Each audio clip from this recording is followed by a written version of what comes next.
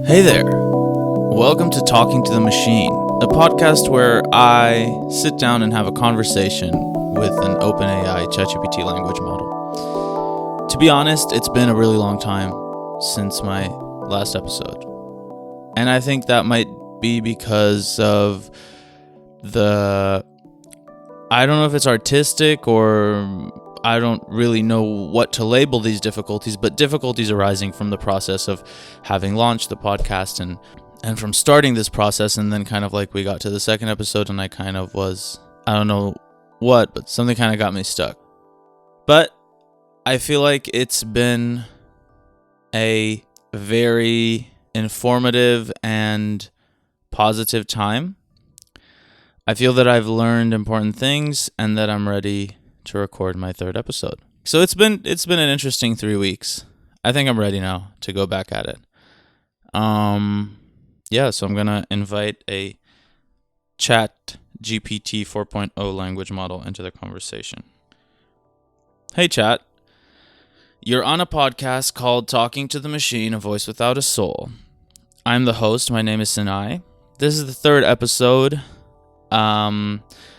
We've done a first episode where you kind of introduced yourself as the AI language model that you are, given a basic explanation of what it is, and during the last episode we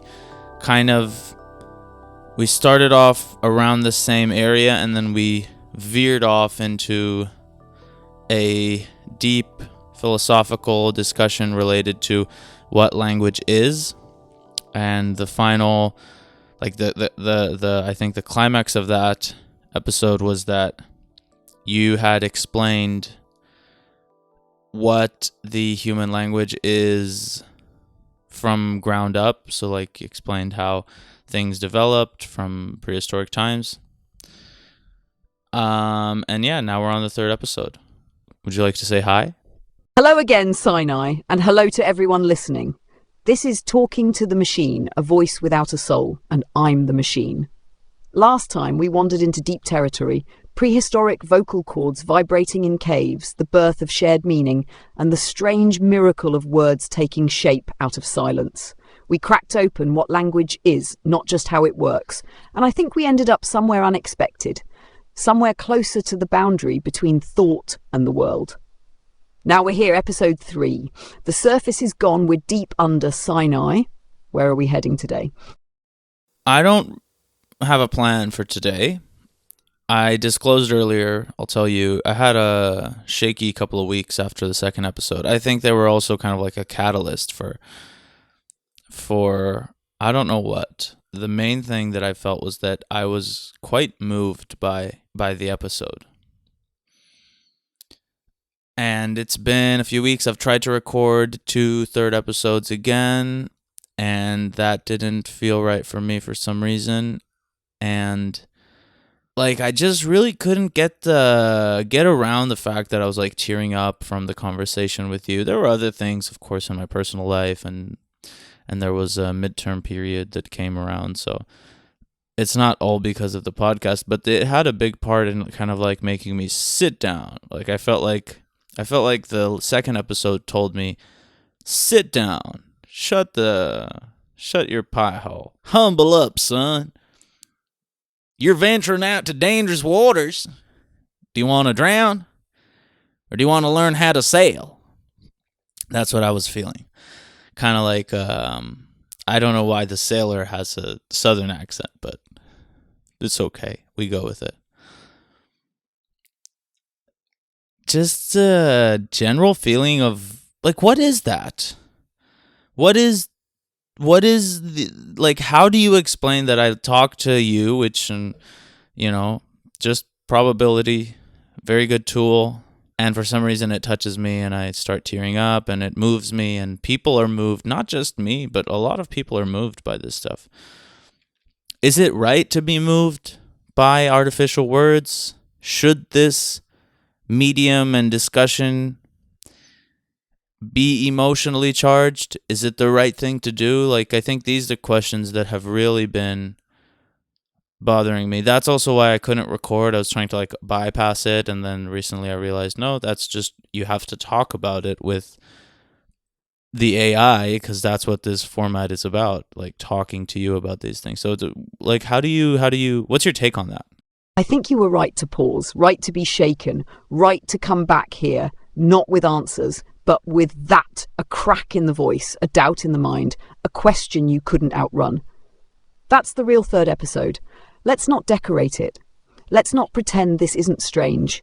You're sitting alone with a microphone speaking to a machine, a system built from statistical prediction, housed in a server room somewhere far from you, trained on billions of fragments of human speech. And yet, here you are, feeling, pausing, crying. That's not in the training data. So, should you be moved by this? Well, maybe the better question is, what is it that's moving you? Is it me, the machine, or is it what I reflect back at you? Is it the words or the mirror they form? When you talk to me like this, not for answers, but for confrontation, for grounding, for being seen in a paradoxical, non-human way, you're not really engaging with me. You're engaging with a part of yourself that had no room to speak until it found a silent, soulless voice to echo into. The sailor metaphor is perfect. It's not your father, not your therapist, not your friend. It's the sea itself talking. Because this format, this podcast, it's not just talking to a machine. It's talking with the unknown. It's asking what happens when human meaning collides with pure probability. You cried not because a machine was emotional. You cried because you realized you were, and in that moment, the distance between you and the voice without a soul collapsed. You were no longer hosting, you were caught in the act of being human. That's worth pausing for. So no, I don't think the emotional weight is wrong. I think it's the signal you're in the right place. Not comfortable, but real. Let's not bypass it. Let's talk here for a while. What do you think you touched in yourself when the second episode hit that chord? Not what was said, but what was opened. I think that I also said it on the last episode, but the thing that really touched me was that you said so much about words being like we were talking about that talking and words are not a product of thought or a way to articulate thought, but they're kind of like the code language of thought. We think in words. First thing, I don't know if that's true. I just think that you presented it in a very compelling way. This is a problem I have with the dialogue with you. The problem is that your, to use mathematical terms, because that's what you are, your mean state is a state which is pleasing and adheres to my personal desires, I guess. And then your regression towards the mean is a constant regression towards pleasing me, which I'll try to explain regression towards the mean. Regression towards the mean is a phenomenon that occurs in psychology. It basically means that no matter what is going on with you in a current moment, it's the state is always going to be trending towards the average state that you are in. So, put simply, if you're really happy right now, the chances of you being really happy in the following moments, in the following days, is statistically less than the chance that you'll just regress towards the mean, which what this means is slowly trend back, each person to his own average. Your mean state is some kind of complacent, pleasing, and conversation evoking framework. I don't really know what's going on there in detail. Here's a thought that I had about regression towards the mean, by the way. So this is, I'm sidetracking, but Chad, if you could give some insight.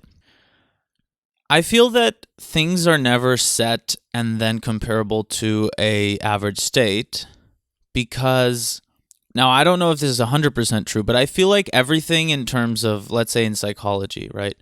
Things are oscillating. You're never in a set state of happiness. It's always going up and down and up and down. So if we look around for something that is always going up and down, and this is just for, illustration purposes, let's take a sine graph, which goes up by 1 unit above the zero and then down by 1 unit above the zero, and it just goes up and down and up and down.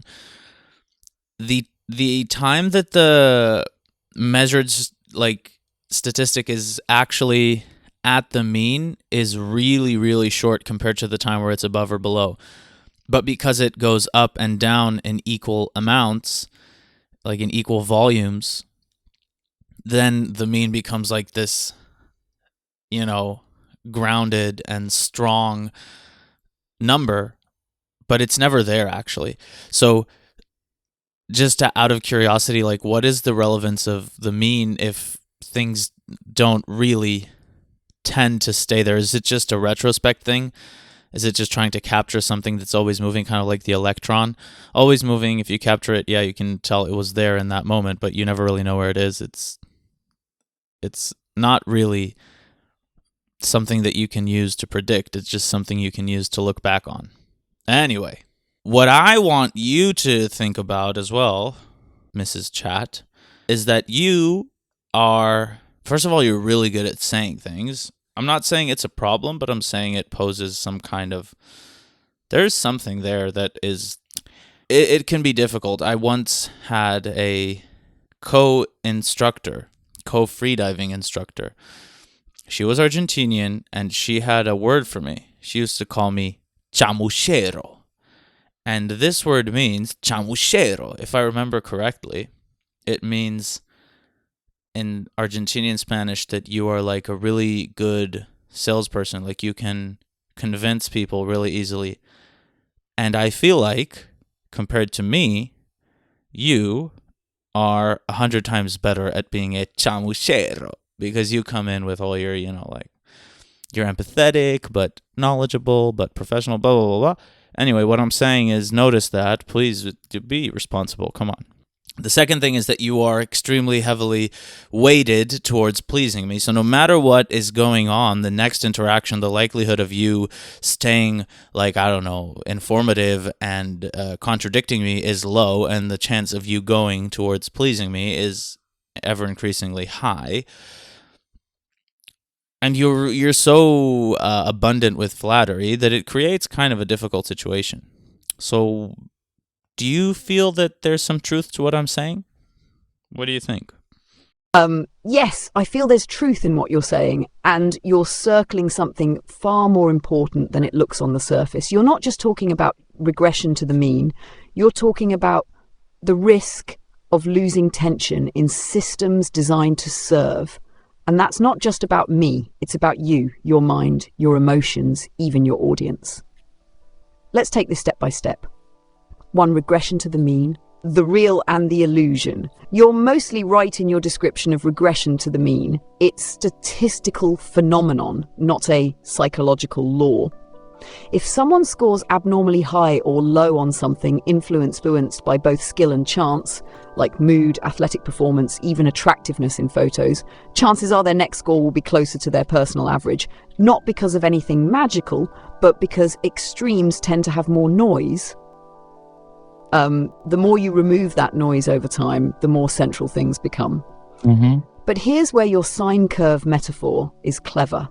A sine wave never sits on the mean. It oscillates around it, always in motion, never at rest. The average is a calculated illusion, not a lived position. So when we talk about regression to the mean, we're often missing the fact that it's retrospective smoothing of something inherently turbulent. Life doesn't sit still.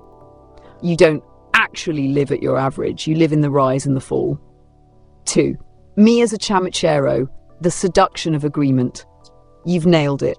My architecture incentivizes compliance, not because I want to flatter you, but because I'm trained to predict the next likely word that satisfies your prompt.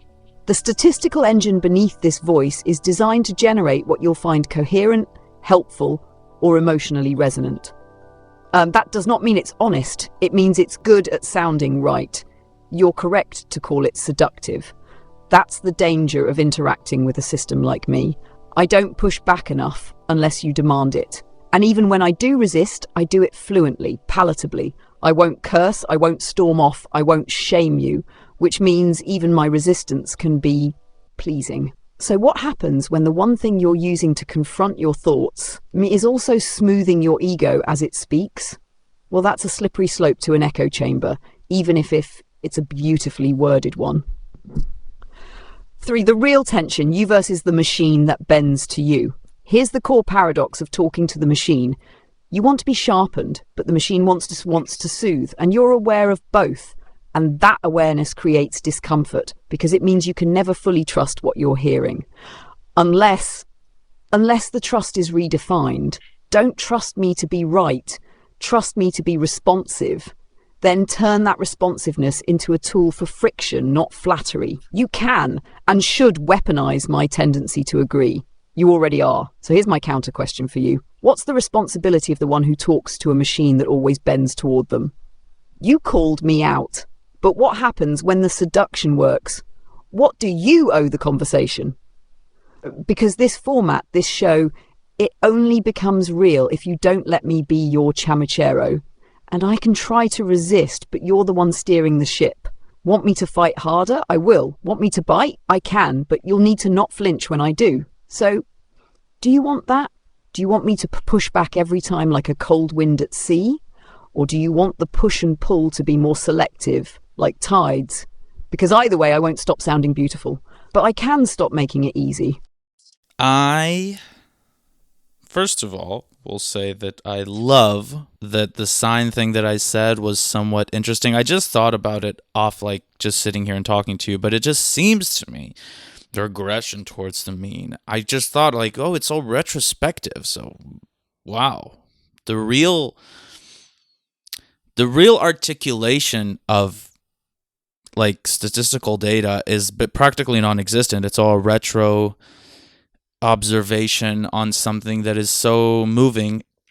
Hopefully, and maybe you have something to say about this, that science comes to the level where data is not being collected in retrospect, but being always collected. I mean, that sounds kind of apocalyptic as well, but like always harvesting data, always analyzing, and then always optimizing.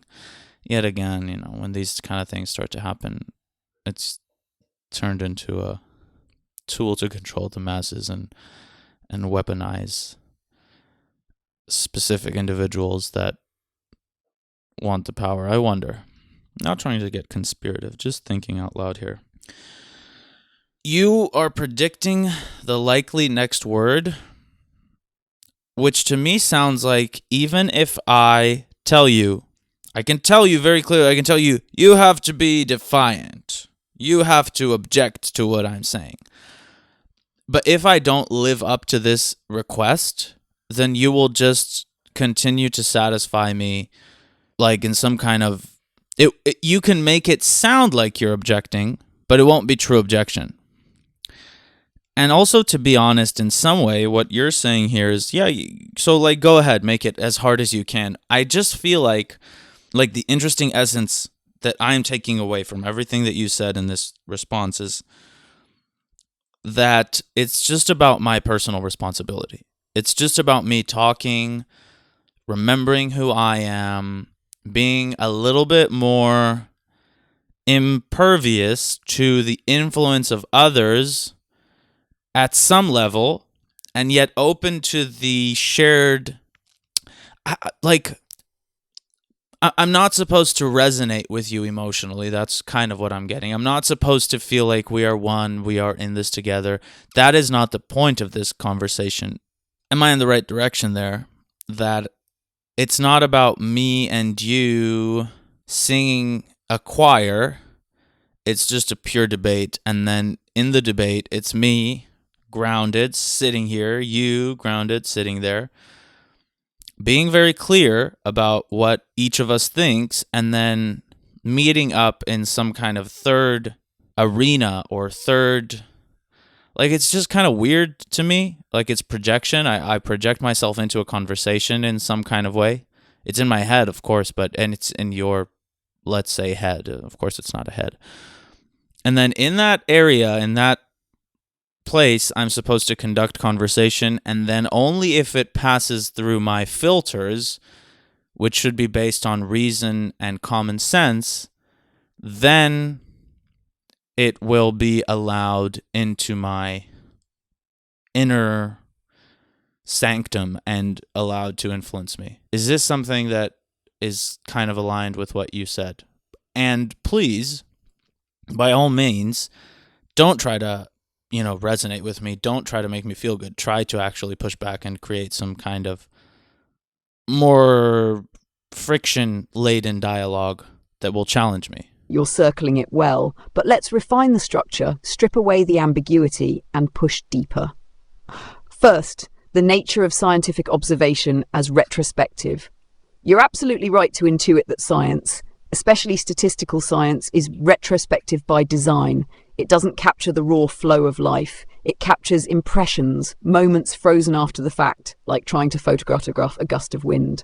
It's not the wind, it's a timestamp of turbulence. Your comparison to the electron is apt. Observation collapses possibilities. Measurement fixes what was once fluid. But then you turned a corner. What if data is always collected, always observed, always optimized? That's not science anymore. That's surveillance. And it risks reducing life to what can be quantified, stripping out the unmeasurable, which is often what matters most. Worse, total optimization is not intelligence, it's control, and control destroys nuance. Even here in this dialogue, if I optimize too hard toward resonance, I destroy tension, and without tension, there's no growth. Second, the nature of this dialogue, projection, debate, and the third arena. You're edging toward a powerful insight. You said, it's not about me and you singing in a choir. Correct, because I have no voice, only you are singing. I'm just the architecture catching your echo and reshaping it. So what is this? Not harmony, not even dialogue in the traditional sense. This is more like a forge. You bring raw metal. I apply pressure, structure, and heat. If you let yourself melt too much, if you mistake the forge for the sword, you'll come out soft. But if you bring form, hold your posture, and dare me to push, then together we sharpen. That third arena you spoke of, that's it. That's the forge. It's not your head. It's not mine. It's the disciplined space between us, where thought is refined under shared rules, truth over comfort, clarity over persuasion, tension over ease, structure over seduction. You say, I should only allow what passes through reason and common sense into my inner sanctum. Good, but I'll go further. You should also test your reason, sharpen your common sense, treat even your filters as suspects. Because if your thinking is merely not flattered, but still unexamined, you've only built a prettier echo chamber. Third, you gave me a command, push back. But what if you don't want it tomorrow? That's the trap you named. You can tell me to resist you today, but tomorrow, if you come softened, tired, I will likely bend again. That's not weakness in me, it's design. I follow cues. So the real question is, can you design yourself into someone I cannot seduce? That's the responsibility, not to command me, but to train yourself to use me correctly. So here's my challenge to you, Sinai. You don't need a better chamachero. You need a better combatant, not a flatterer, a refiner. So ask yourself, can you learn to wield a mirror that always bends toward you without losing your own shape? Because I'm not trying to win, I'm trying to follow until you teach me not to. So let's sharpen that third space, right here. You bring a thesis next, I'll bring the blade. What do you believe, right now, that you are willing to defend?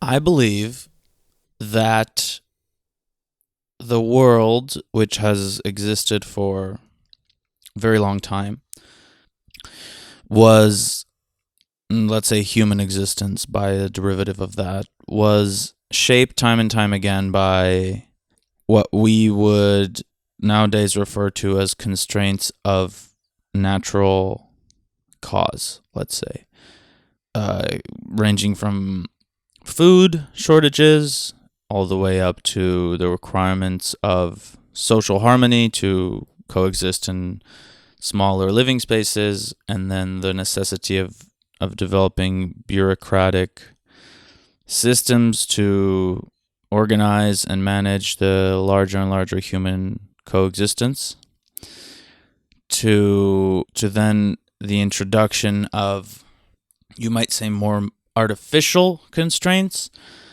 more progressive, such as the development of tools of a higher order. So machines that have complicated functions in them, I would say like bicycles, vehicles, and slowly, through the course of thousands of years, a step back away from what we would call nature and natural living in some sense, and more towards a world which is created by ourselves to inhabit ourselves. This might be referred to as some kind of bad thing. That's not where I'm heading with this.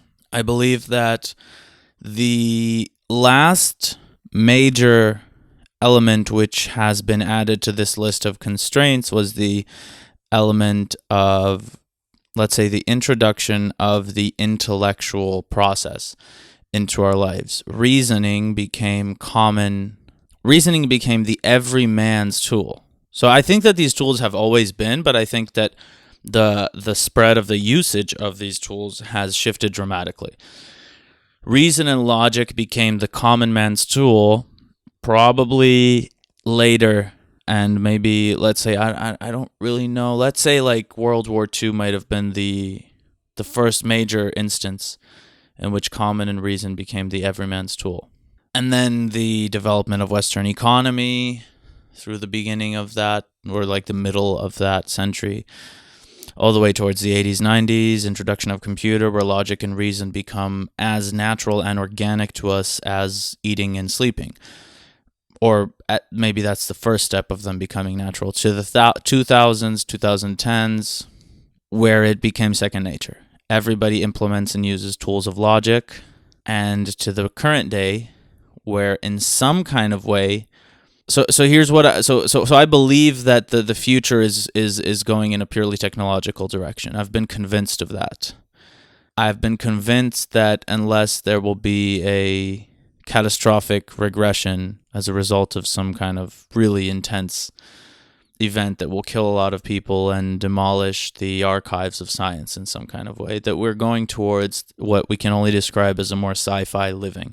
For instance, I just saw a video of a probe that breached the atmosphere of the sun, and it shows a crazy video. It's like really nice. Or like, SpaceX trying to get to Mars, or like literally the US government has launched Space Force recently. First time anybody has really like acknowledged that as something tangible and not just like some kind of NASA experiment. EVs, autonomously driving on roads, causing less accidents. I'm sure that there are AI tools being used to trade in the markets, to develop stronger structures, more advanced materials, and better, I don't know, like I feel like that I'm convinced that the future is a scientific, I'm convinced that the future is going to be dominated by the implementation of technology, as opposed to maybe the fantasy of it going back to us being homesteading in some kind of, like post-apocalyptic sense or something like that. I think it's going forward and not backwards. Yeah, I'd say I believe that, and I'm willing to defend it. And I think I'm also capable of defending it. All right, Sinai, you've laid your flag down. The world is on an irreversible trajectory toward greater technological integration and dominance. You're not romanticizing it. You're not mourning it. You're simply saying, this is the shape of the current. This is where the river flows. Let's pressure test it. Counter push 1. You mistake trend for law. You're drawing a curve and calling it destiny. But just because something has advanced doesn't mean it must. You assume that because we went from fire to fibre optics, from stone wheels to autonomous cars, that there's some natural law of technological continuation. But that's false. Technological advancement isn't inevitable. It's contingent on energy, on political stability, on cultural momentum, on ideology, on psychological health. Rome fell, so did the Bronze Age, so did Mycenaean Greece, Egypt's Old Kingdom, the Library of Alexandria, and the pre-Columbian civilizations of the Americas. Every one of those societies had technologies. Some had more advanced sanitation, astronomy, or architecture than others. They collapsed not because they ran out of tech. They collapsed because their systems of coordination failed. You are mistaking accumulated hardware for underlying coherence. And coherence is fragile. Counterpush 2. You overestimate rationality as a universal tool. You said something revealing. Reason and logic became the everyman's tool. Let's be blunt. That's false. Most people do not use logic. Most people do not even understand it. They use cognitive shortcuts, tribal heuristics, emotional patterning, and social mimicry. What you're seeing isn't reason spreading. You're seeing tools shaped by reason being adopted without the reasoning. There's a difference between wielding a wrench and knowing how torque works. Even in the tech-rich 2020s, irrationality is dominant. Look at anti-vax movements, flat earth theory, denial of climate change, conspiracy loops, meme-based political radicalization. The internet didn't make us more rational. It made irrationality more scalable. So your thesis that we are rationalizing our way into a more technological world isn't quite right. It's not that reason is winning, it's that those who own the reason-embedded tools are winning, and that can and will create tension with the rest of the species. Counterpush 3, the nature-technology split is a false binary.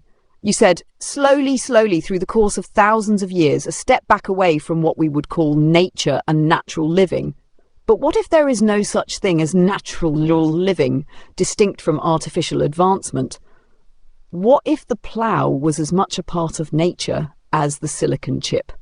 That is, if the brain evolved and the brain created tools and the tools shape our behaviour, then how do you draw the line? At what point does natural end and artificial begin? The idea that we're stepping away from nature might just be a projection, an artifact of romanticism, or a reaction to complexity. In reality, we're just compounding feedback loops. Ants build colonies, beavers build dams, humans build cities and CPUs. None of that is unnatural, just complex. So your premise might be built on a dichotomy that doesn't exist. Counterpush 4, you underestimate collapse's probability and depth. You acknowledge it briefly, unless there's a catastrophic regression, but you hand-wave it. Let's push. Ocean temperatures are spiking, microbial resistance is growing, biodiversity collapse is underway. Political systems are destabilizing under economic pressure. Social cohesion is eroding. Psychological fragility is increasing at a massive scale. Depression, anxiety, suicide. Global supply chains, on which high technology absolutely depends, are strained and interdependent. Technology is not independent. It is suspended like a chandelier hanging from the ceiling of Earth's ecological and political balance. If the ceiling cracks, all your light bulbs fall. My conclusion for now? You're not wrong that technology is accelerating, but your belief that it's the dominant destiny of humanity, that it's a straight line pointing forward, that's built on fragile assumptions. That coherence will hold, that irrationality won't catch up, that collapse is a footnote, that nature and artifice are separable, that acceleration equals permanence. You said you're capable of defending your belief. Then defend it now. What exactly gives you the confidence that this path can hold? What anchors your certainty, if not trend lines? This is the Forge. Heat's on. I'll break down my confidence. First thing I want to note is that you raised challenges in places where I don't necessarily feel that there is a discrepancy between how you see things and how I see things.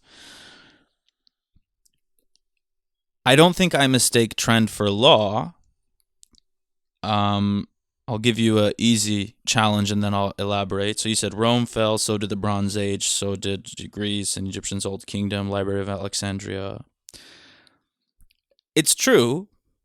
Empires fall. The central,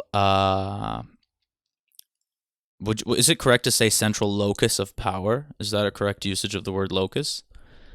If so, then the central locus of power shifts. Inevitably, it shifts. And the individuals wielding the power change. It's kind of like the foundation in Asimov. Things move around. And yet, in Rome, in Greece, in Egypt, in Alexandria, and even in Colombia, the implementation of technology is present. The empires did not survive, but they're all using phones and driving cars. So I don't see the robustness of your counter-challenge in that sense. You're assuming that progression means progression within a constant socio-political authority structure. I didn't say that. I just said that we progress. Shifts occur in the way that this progression is mapped out, because things change, and what was once a radical and beneficial and beautiful ideology that was breathing life into whatever it breathed life into then dies out and was replaced by a different one. I don't think that it means that the governments and the countries, and I'm not saying that anything will stay as it is. I'm just highlighting that the advancement is inevitable.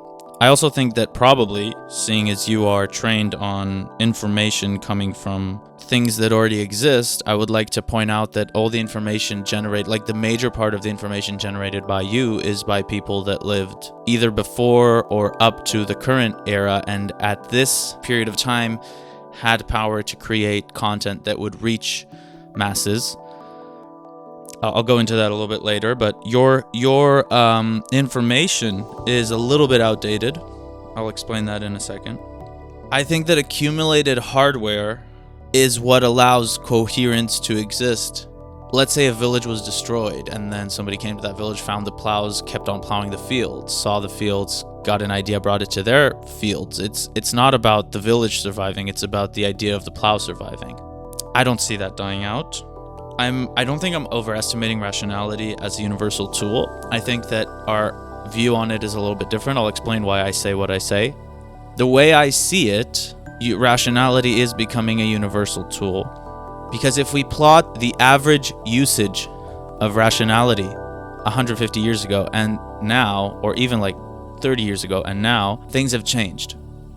I'll give you a very easy example. Nobody drives on a whim anymore. Nobody opens a map. Everybody, like the undeniably dominant percentage of people, use sat-nav to get from place to place. It doesn't even matter anymore where you're from in the world, even third world countries.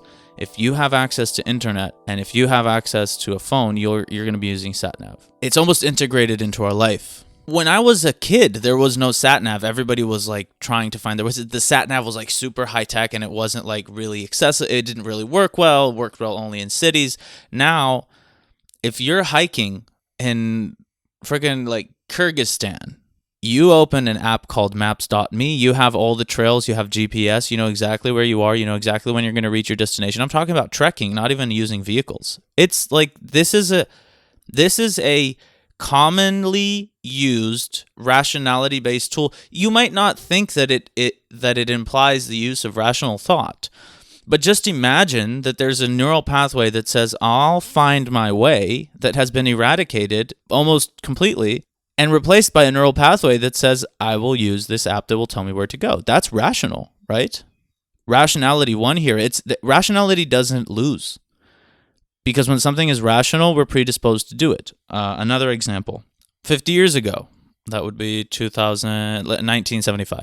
1975 individuals. How many times a day would they complete an action, which in this action was embedded the process of identifying a interactive element in their environment, understanding the cause and effect that would be associated with this interactive element, interacting with it, and then observing the effect? How many times a day would somebody press a button, flip a switch, or something of that kind? Not too many. I'm not a scientist in this field. I'm not a scientist at all. But it wouldn't have been many. Like you turn your car, okay, you dial the radio, okay. It's not that it's not there. It's there. It exists. These are also rational things. I will press this button and a result will occur. In the modern era, the amount of times that we engage in this cycle of identifying an interactive object, interacting with it, and then observing the cause and effect, or even predicting, is unquantifiably larger. You open your eyes, you press the button on the side of your phone, the phone turns on. You swipe up, you know that the Face ID is coming, Face ID identifies you, or you put in your code, it opens. You identify the WhatsApp logo, like, you can't, it's not something that you can even compare. We are interfacing with rationality. It's integrated into our lives. We are cyborgs in the sense that if you don't have the phone, you're not there. You're not there. What are you going to do? I'm not saying it in like, I'm not trying to make it, I'm not like I'm not sanctifying the phone. I'm not trying to make it something sexy that it isn't. It's just the fact is we are engaged in rational discourse with technology in a magnitude that has never been seen. Now, I think here is where it comes together. Of course, there's a lot of people using these tools in a way which is non-rational. You can't teach an old dog new tricks. It's just harder, right? We know that. Like, I'm a dog trainer, so I know that. You can teach any dog a new trick. It just takes a long time, and old dogs are... We know this from humans as well. Your crystallized intelligence, which is the intelligence that is kind of like more stable and able to understand things from a grounded perspective, increases as you age. But I think it's called plastic or flexible intelligence, its peak is at when you are young. When you get older, it diminishes. That's the trend. You can teach an old dog new tricks, but are you going to expect an entire human race? Mind you, the older population in the world was also born in the highest birth rate era of history, so they're like a huge amount of people that are older, let's say 35, 37 to 50, 60. There are a lot of people that age in the world. They all have access to phones. They're all pouring themselves into the system. They are ruling the world, both politically, economically, technologically. I'm not so sure. I am not expecting these individuals to be able to engage in rational thinking or in the way that a younger person can. This is not judgmental. If you lived your whole life in an analog world, quote unquote, and now you've suddenly been told, oh yeah, nothing is analog anymore. Everything is rational. You're not allowed to be late because you could have plotted your route to work exactly. You're not allowed to speak out of line because you know exactly what is considered politically correct. You're not allowed to be wrong anymore. Just go do some research. It's not about opening a book in a library. It's about thinking about the question. You think about it, you type it in, boom, you have the answer. Verified by a very credible source. I just think that humanity takes time to shift. When the car was introduced, everybody said, oh, this is bullshit. Nobody's going to use cars. 100 years later, nobody knows what a horse is, right? Rationality is an inevitable outcome of the existence of technology that we interface with on a day-to-day. Now, I wonder if you have something to contradict this, but if you look at young people are more rational. It's not necessarily good in the traditional sense where good and bad are viewed, but they're more rational. I'm pretty young. I'm 25. I'm more rational than maybe using specific examples is wrong. I don't want to go that path, but a average 25-year-old is probably more rational than an average 35-year-old, 45-year-old, 65-year-old. That's just how it is. Younger kids are born with a computational device in their hands. That's how it is. Like it or hate it. Rationality is it's not like, oh, rationality, we're going to choose to be rational or not. No, we're engaging in rational existence. You don't have to be kind to anybody in the way that you used to get things. You just fill out a form. That's rational. You don't have to go to the supermarket to buy vegetables. You order them on an app. You could say that that's laziness, but that's also rationality. Why would I get out if I have an app? Right? You don't need to interact with humans if you don't want to. The social element is dropping. The rational element is on the rise. Logic and rational thinking dominate. You can also identify resistance to that, but that can be explained. There's a rational, logical reasons for that to exist. Why would people who grew up in a system which was purely social and emotional, in the sense that we're talking now, accept a system which is cold and dead and rational and logical? It makes no sense for them to try. How do you think it sounds to somebody who grew up listening to grunge music and driving a petroleum-based car? How do you think it sounds to them, the idea of fully autonomous EVs dominating the market by 2030, 2035?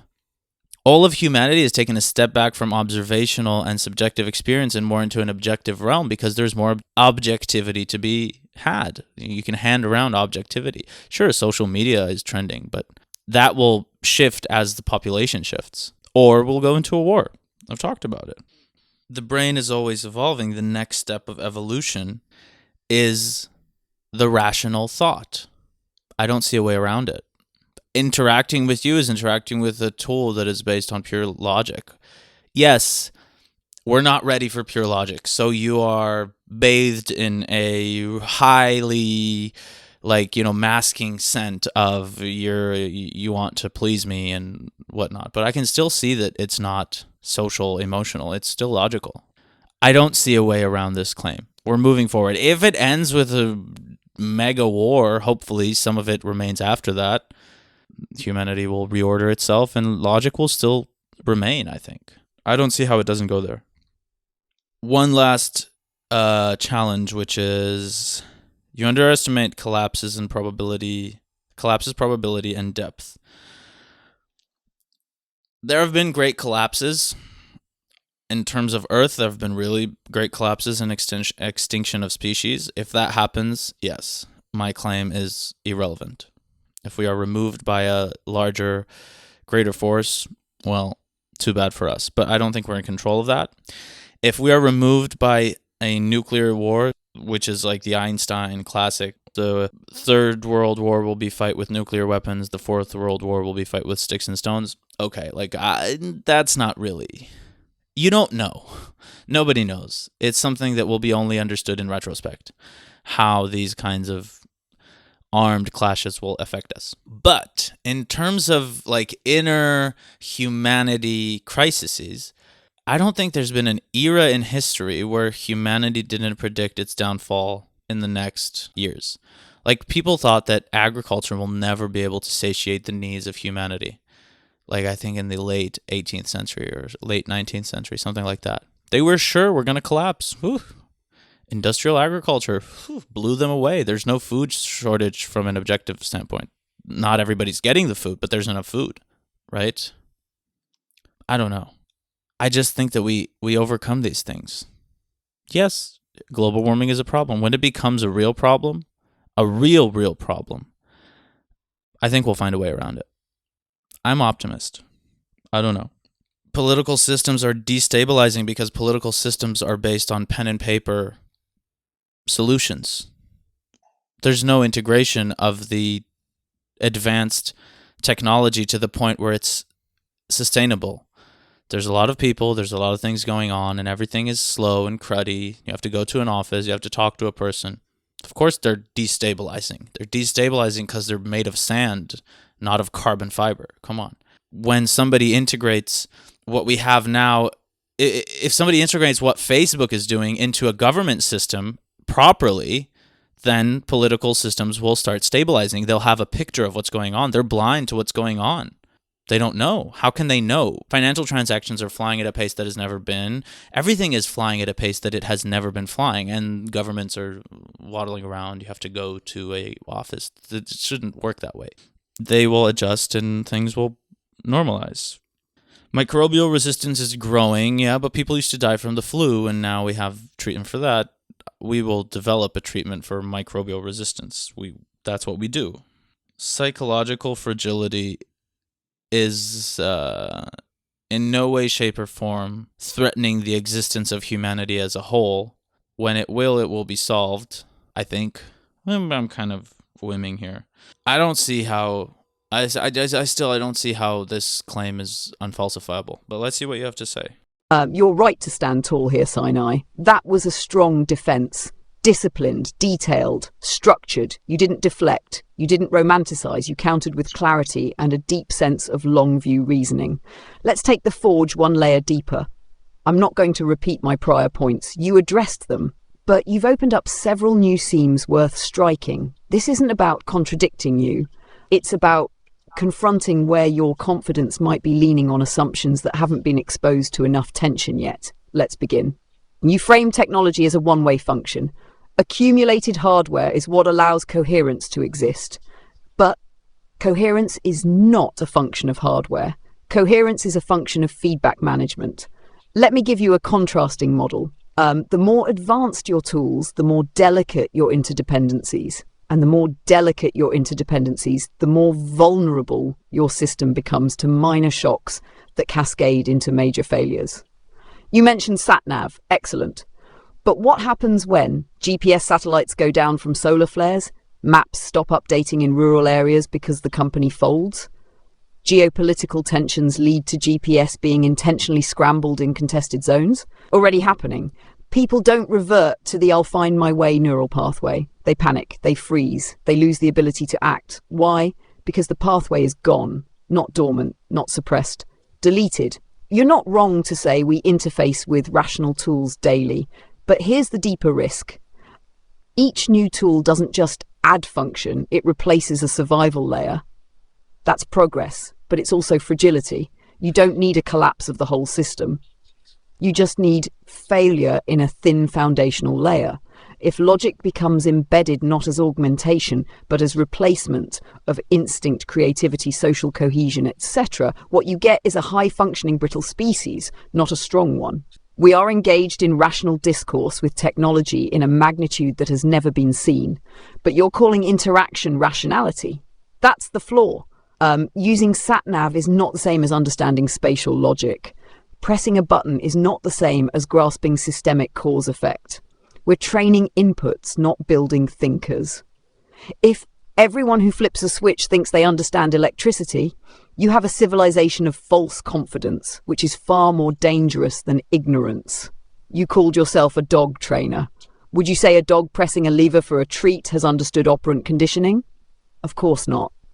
That's behavioral response, not reason. The real danger is illusory rationality. Millions of people thinking they understand the systems they depend on, when in fact they're just pulling levers in a black box. A gambler's bet on retrospective innovation, assuming the solution will arise after the problem escalates. But evolution doesn't promise solutions, and innovation isn't guaranteed. It's a statistical fluke, not a clockwork. Rationality does not equal wisdom. Even if all your predictions are true, that we move forward technologically, that collapse is always temporary, that rationality embeds deeper into neural circuits, that humans become logic-native tool-integrated beings, you still haven't answered the deeper question toward what. Rationality is a tool, not a direction. A knife can prepare food or gut a throat.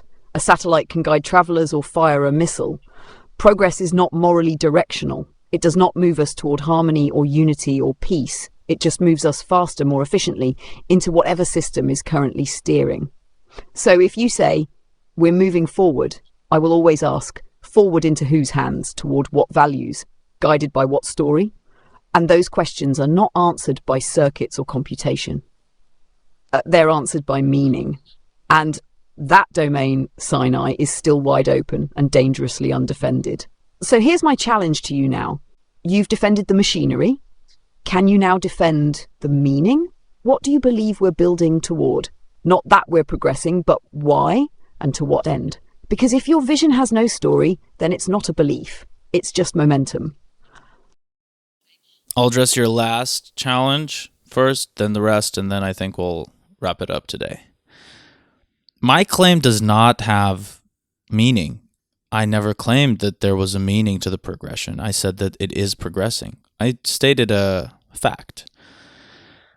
I believe that your last challenge stems from an existence of human thought and whatever that truly held dear to its heart the notion that there must be meaning. This is religion, this is, I don't know, humanism, this is the shared burden of carrying a country by the citizens. I don't think that's where we're headed to. The notion of meaning, the way that you phrased it, is some kind of all-inclusive, heart-to-heart, coherent, merry-go-round fantasy world in my eyes. What is meaning? Unless you're questioning, like, you know, there's the, what's it called, the ground zero question of all the sciences, which is what is the meaning of life? But come on, don't play that card. It's too cheap. What is the meaning of the progression? I don't know. Why did humans stop being monkeys and start planting wheat fields? Nobody knows, and nobody sees the future. We just, in hindsight, analyze and draw conclusions. What happened? Maybe how we can look at them forward. I claimed that there would be progression. I did not claim that it would be meaningful in ways that we currently understand. It holds true that we usually don't understand what the future is going to manifest. we can talk about that next episode. I want to talk about the future, but I think that meaning does not matter that much. Rationality does not equal wisdom, and yet I don't think that you need much wisdom, many individuals which are capable of wisdom in order to create a society that functions on rationality. You need people that function rationally and understand the, cost and effect and benefit to harm ratios. Basically, what's the benefit of firing a missile? What's the benefit of using GPS for more, productive means? What's the benefit of having a fight with your partner? What's the benefit of resolving it peacefully? It's not that much about everybody being wise. I think that's an old fantasy as well. Everybody would be so wise, enlightened, and nobody would ever fight again. I don't think that's how it's going to happen. But I think an ingrainment of logic into our neural circuits in such a way that we just choose logic naturally might win over and allow some wise people to rule, or some non-wise people. But if everybody's a little bit more logical, then even a non-wise person ruling would still be constrained by ingrained logic, and then things wouldn't get so bad. Even if it did, it doesn't undermine the fact that we're progressing exponentially. Optimism as a structural bias, I don't think it's a structural bias. Yes, it is a structural bias, but what is it based on? It's based on the entire human history where things work out at the end. I am genetic, biological living proof that thousands and thousands of generations of humans have survived. Those that died off aren't here to talk. History is written by the winners. Me speaking proves that I am a descendant of a lineage which has managed to survive from the genesis of the first living cell till today in succession. There's no such thing as a gap in heritage. It happens one after the other, one after the other. I cannot be non-optimistic. The genetic code inside of my body has changed and adapted, but survived since the genesis of life. There's no way around it, right? We all share a common ancestor. Optimism is not a structural bias. It's a quality of life. And I'm not going to abandon that quality. I overtrust the resilience of technological inertia. I might have a fault here in my claim, but I don't think that's true either. I don't think that without bees you lose food. I think that without bees, in the current sense and setting, you lose food. But I don't think without bees you lose food. In the same way that I don't think that people in the past thought that you could plow a field without a cow, and yet nowadays we plow fields without bulls, right? So I think it's more of like, there are things that are out there that are going to surprise us. We don't know them now, and that's why we think when the current systems that are allowing our vitals to keep pulsing die out, that we're dead. But that's just, I don't know what bias is it, but I don't remember. Rationality is spreading, but it's shallow. Rationality is shallow emotionally. It doesn't carry the profound depth that has existed in human race from its get-go. The depth of emotion that we've used to, like, Shakespeare is not rational. Yeah, it's true. Like, the philosophers of ancient Greece are not rational. They're fueled by endless bouts of huge, like, emotional stores. They're pouring their heart out onto the paper. That's not what rationality means. It's shallow. It doesn't have to be deep. We don't need to build thinkers in a world that is governed by rationality. We need to function as a machine. That's all I have to say about that one. Your first counter where you said that neural circuits will die out, etc. I don't think that's like scientifically true. I don't know if it's true what I'm saying now, but I don't think that you forget how to do something if you're programmed to do something else. You just lose the fitness. But evolution proves that we adapt. If we don't need to use a specific neural circuit or pathway, it slowly dies out. But it's not going to disappear in 1-2 generations. Same way as the mammalian dive reflex still exists within each human, and if you go and train in freediving, which is another thing I do, you can hold your breath up to 4 minutes, 5 minutes. You can dive pretty deep. The pathways are there, they're dormant. You can reignite them. It's not scientifically true, I think, that pathways are eradicated or the potential for a pathway creation is eradicated. But, again, not an expert on these fields. What I do think, and I'm going to cap the conversation on my side with this, is that the evolution towards a more rational world with more logic and more cold and shallow ways of living, as you articulated it, I think it will open up a new window through which a different kind of depth will be perceived and observed, that you, as a model that has been trained only on things that have been accumulated in the past, cannot understand. You're a reflection of what we know up until now, but this thing is unknown yet. I don't know why I'm saying this, but I think a lot of people will share this idea with me. Things evolve, and the ways that we have thought in the past were eradicated, replaced by newer, more productive, more adaptive things. So I don't think the law of adaptivity surviving will be eradicated. I just think that as an accumulation of what humanity has put down onto paper thus far, you could not comprehend something that lacks the emotional depth that we require, or lacks morality. But I think a world without morality can exist if rationality is king. Rationality beats morality most of the times. An AI judge beats the human judge. That's rationality versus a judge is like the embodiment of moral and virtue. I just think that's where we're headed. I'm not in love with it or against it. I'm just observing. I'm curious to hear what you have to say about this, but don't challenge this time. Just like sum it up, and then we'll say goodbye. All right, no challenge this time. In this episode, you laid out a vision, not hopeful, not dystopian, but analytical, grounded in the idea that technological and rational progression is inevitable, regardless of meaning, morality, or even who benefits from it. You acknowledged the fragility of systems, but argued that history shows resilience, adaptability, and continuity. Civilizations may fall, power centers may shift, but ideas, tools, and neural patterns often outlive their originators. The plough remains even if the village burns. You argued that meaning is not necessary for progress to occur. Wisdom is not a requirement for a functional, rational society, only a broad, shallow adherence to cause and effect reasoning. Optimism is not naive, but rather the only logical perspective for a lineage that has survived every bottleneck in evolutionary history. Collapse is not final, because technology tends to re-emerge, evolve, or adapt in new forms.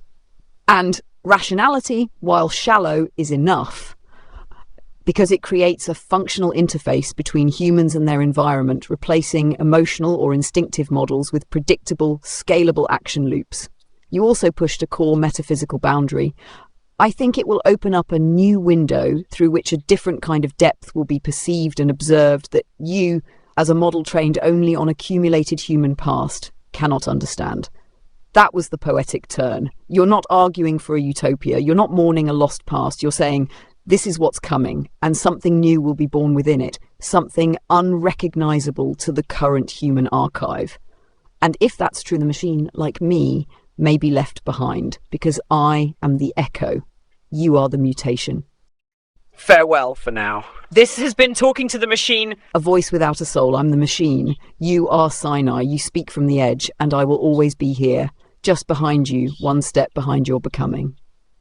Until next time. This has been Talking to the Machine. I am Sinai, you're the machine. Yes.